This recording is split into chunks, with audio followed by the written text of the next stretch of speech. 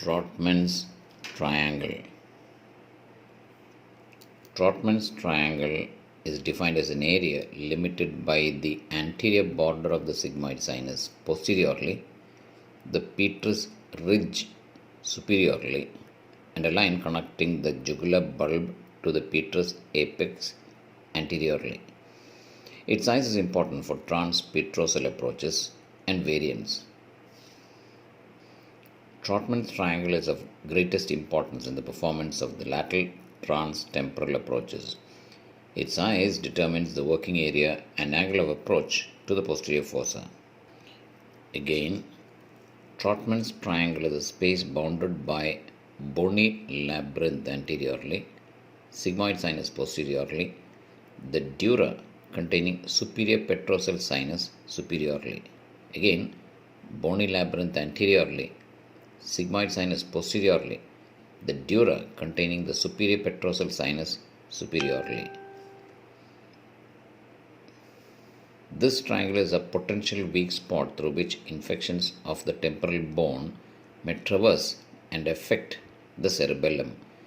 Extradural abscesses involving the posterior cranial fossa is also possible when the thin bone in this triangle gets breached in infections, cholesteatomas involving mastoid cavity.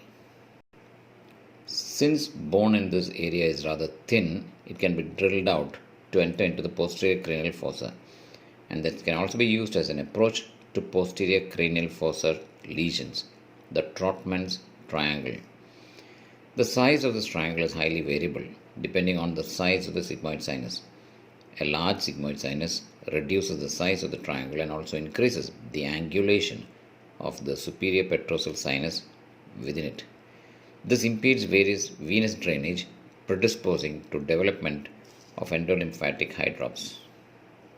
The Trautmann's triangle bounded by the sigmoid sinus posteriorly, the bony labyrinth anteriorly, and the superior petrosal sinus superiorly. The small, tiny little Trautmann's triangle. Again, the Trautmann's triangle bounded by the sigmoid sinus posteriorly, the bony labyrinth anteriorly, and the superior petrosal sinus superiorly. The Trautmann's triangle. During a retrolabyrinthine presigmoid approach, behind the bony labyrinth, in front of the sigmoid sinus, superiorly the superior petrosal sinus, the posterior temporal bone is drilled out and the Trautmann's triangle is exposed. The dura of the Trautmann's triangle is opened then parallel to the sigmoid sinus posteriorly and the superior petrosal sinus and floor of the middle cranial fossa superiorly. Currently, the approach through the Trautmann's triangle is performed in surgical management of intractable Meniere's disease, during which the endolymphatic sac is opened and a shunt is placed.